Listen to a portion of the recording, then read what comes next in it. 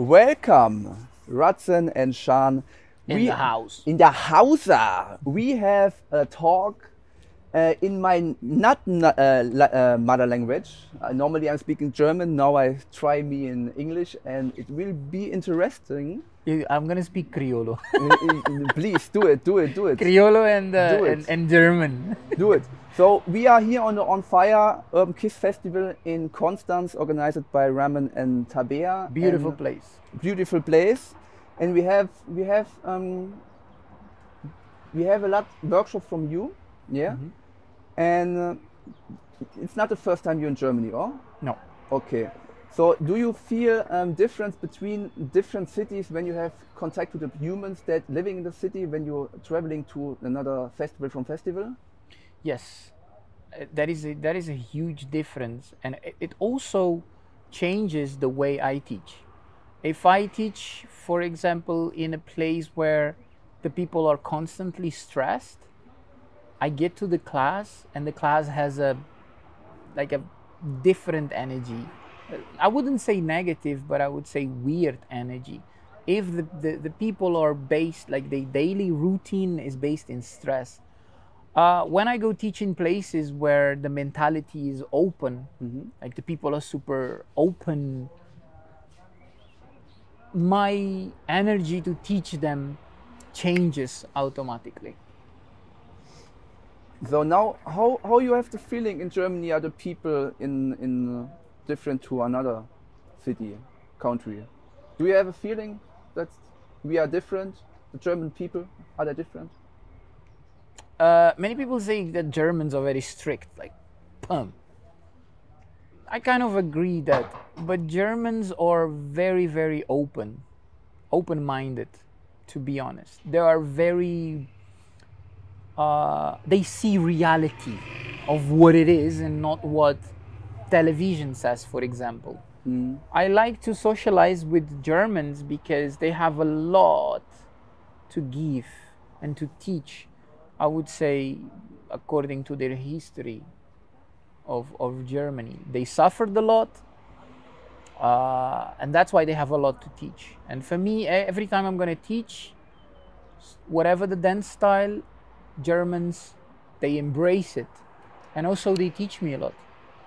When we go to the teacher, festival teacher inside talk, and we look at your past experience with another dance teachers on festivals, what are points you have feeling different of the mentality of other dance teacher at festivals? I'm gonna say a joke in my native language. Datet cagada nesse lugar. So translating it and not sounding too toxic, there is a lot of, this is like a salad. I see it as a salad. Now, why do I see it as a salad? The teachers they are just bringing to the community who they are. And some teachers, they even didn't find themselves yet. So they just bring it to the community.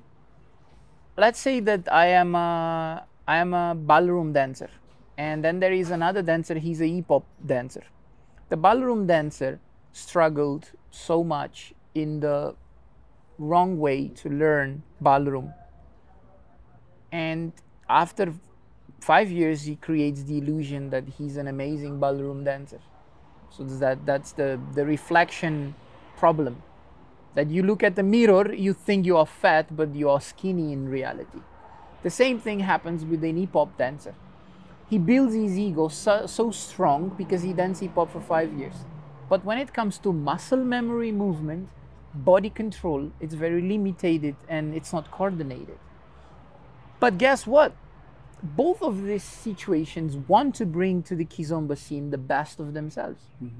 And that's why it becomes a salad, because they are bringing to the community something they didn't master. And that's when they're going to bring it to another dancer who didn't master. And then it becomes this mustard of ketchup and mayonnaise.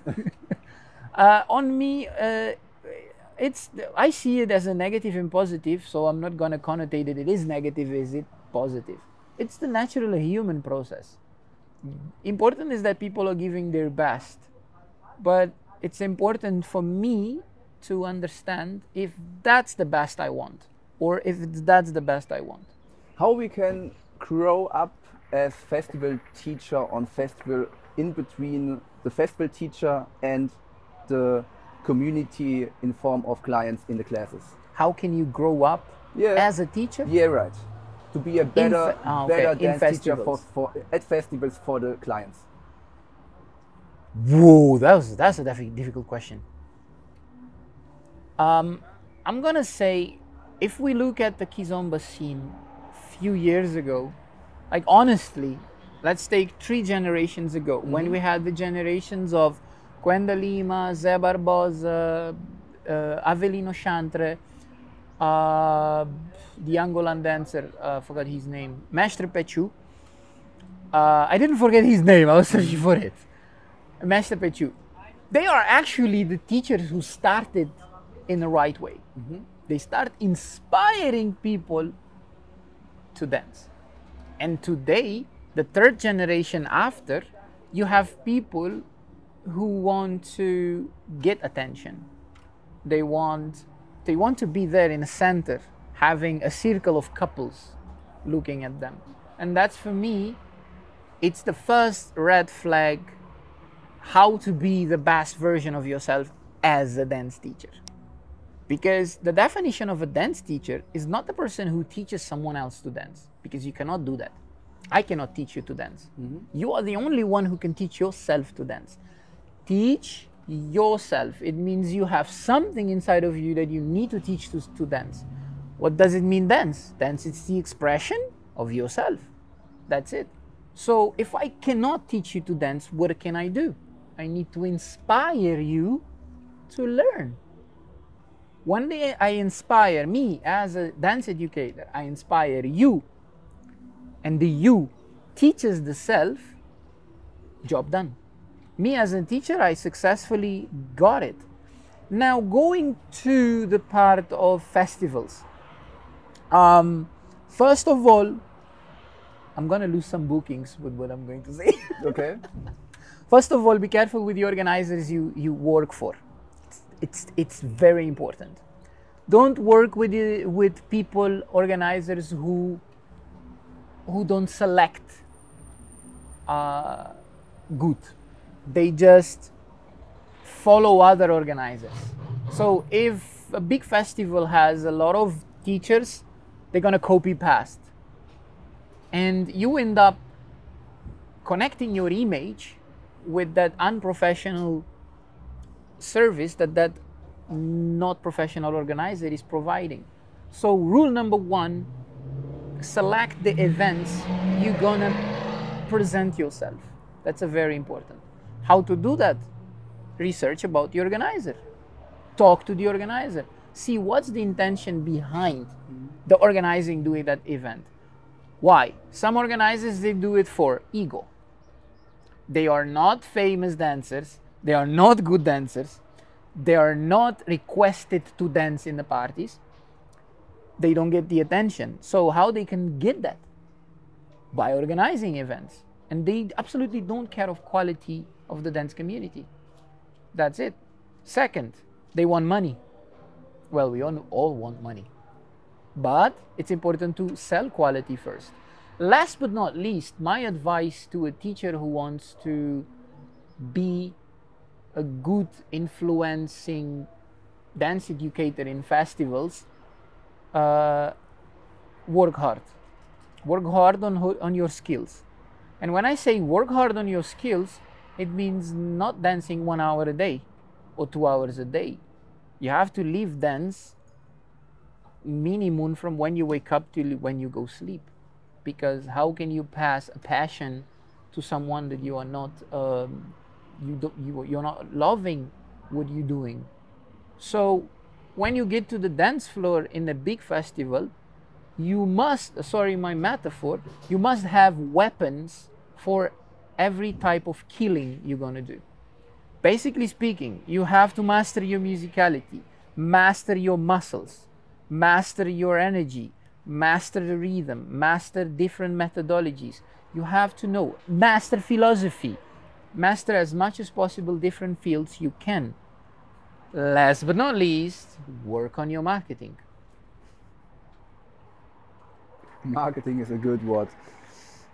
When we look at the potentials that you see on yourself, the question next will be, what you think are the reason that you not living the maximum or more potentials you have in you? You maybe feel it's more, but you don't catch it, you don't get it. What you need to reach more your potential? As a dancer or as a teacher? You. The you. Like personally, I would say for me to reach my max potential as a me, I need to know myself. I need to know who I am. So it's not about going up, but it's all about digging down, knowing my roots, knowing who I am as a person. Who's behind the Rudson? Who's managing the Rudson? If I get to connect with this thing or person managing the Rudson, I think that's the best way to be the best version of myself. Extra would be give. When you give to people, you absolutely become the best version of yourself. It is maybe sometimes better to ignore what is the past, and look more forward and disconnect with identifying things from yourself. Like, okay, you have Bindungsstrategy, and normally the people stuck in the future on passing things that traumata. So when we're looking at potential, sometimes is potential let old traumata, fix it, be new setting, reset, and now look at the future without emotions that from the past when you go in future situations. So it's maybe here more potential for you when you letting more past emotions that coming back in the future because you have the past. Better when you let it away and fix this, and you have so more potential. What you thinking? Well, here I would give you two answers. Yeah. There are two different situations. Future and past doesn't exist. Like Einstein said, there is only one thing, it's called present, and that's it. What changes are the expectations of my past and the expectations of the future. That's what makes it different. Many people don't live in reality. People just live in their traumas. Yeah, you're right. Yeah, you're right. That's the point. So it leads us to the second part of the question. If I'm gonna live in my traumas, I'm gonna build myself very strong. You might not agree with me with what I'm saying. If you focus in your traumas, if you suck as much as possible you can from your trauma, you become strong like you have no idea. I could give you an example. You go to gym, you're gonna build muscles. What do? You have to traumatize the muscles. You have to break the muscles and then to build them again. So that's why it's important to take the best of yourself when it comes to understanding your traumas and not just cure them or ignore them, because they're gonna stay there. For people who live too much in the future, actually that's the definition of stress. People who live in the future. Try to see how was your past, because if you want to live in the future, just take a look on your past. What you did on the past 5 years, what was the profits? Did you have a checklist? What was the differences? And for the people who live too much in the past, I would advise them to think, what do you have? What do you want to get from the future? And when you see these two things, stay in the present. That's how I can answer this question you said. Very Perfect. interesting Nice. question.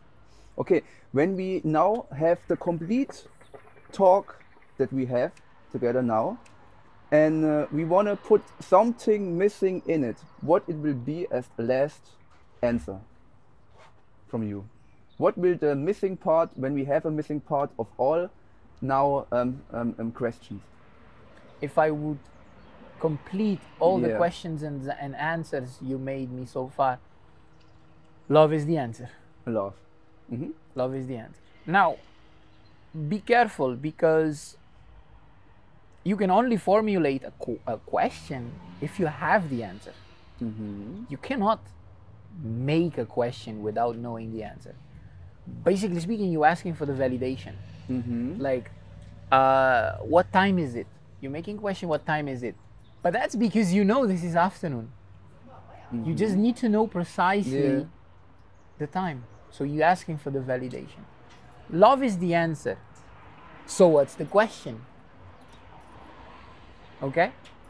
So now that it may start making sense. Mhm. Now, when I say this, let me bring you one of the 3 types of love. Yeah. You have true love, you have bomb love, and you have fish love. So then we make the question, which love do you have? And then you answer. Love is the answer. When you give me for every love from the 3 points we have in the love, give me for all love example, please. The first one, the fish love. Mm-hmm. Oh no, that was the third one. Sorry. No, it's okay. Okay, let's go for the fish love. Fish love. Mm-hmm. Fish love it comes from a personality of people who are very narky. Narky, it means a narcissistic profile. Narky people are the ones who make everybody around them happy. Mm-hmm. But they make everybody around them happy for them to feel safe. Mm-hmm. Mm-hmm. Okay? So I am going to sacrifice who I am to make everybody happy. So that's called fish love. Mm-hmm. The real definition of it is, I love fish. Okay, if you love fish, why do you kill it and eat it? So you are sacrificing something to make the self happy. Mm-hmm. So for me, that's a very toxic and red flag behavior when it comes to what is love. Love is the answer. Do what you do it with love. Mm-hmm. You have to be careful with applying fish love effect in what you do. The second one was bomb love. Bomb love, or it's a behavior that comes from many people who have a very difficult situation in their life, and then suddenly they find one thing that they can hold on, and they put all the possible love on it. So they will love and treasure and protect that thing that is keeping them safe in a moment. But guess what? A problem is just a thought. You're just thinking about something and you think it's a reality, but it's not. Problem is just a thought. This leads for the fact that emotions have a short time. So when the emotion finish, the thought finishes, the problem finishes. So you no longer need that thing or person you holding so strong. You loving so strong. So then the bomb, boom, is no longer making effect. And then what happens? You just put that thing aside. You just put that person aside. That's why it's called love bomb. It's just for a moment, but it feels so strong. Yeah. But you are using it because you need to somehow protect or survive through a situation you had a month ago, a week ago, a year ago, and that's it. And it's not fair for the other person, and it's not fair for the object or the situation you're holding on to. And then we have true love, the first one. I don't have definition of true love. The only people who can give the definition of true love are mothers. Mothers are the ones who can say, this is true love. and that's the end of it. What I know, I can understand for true love is give. What you give. And no matter what, time, energy, object, words, eye contact, is whatever you give without expecting. And the moment you give and you're like, no, thank you, that's for me love, in any form you want to put it, in any size you want to put it. That's why I always say love is the answer. But you need a question. And what's the question? What is love? This was Rudson and Shawn. We're gonna see us. Woohoo! We have a demo together, huh? Thank you, man. It was a very nice moment.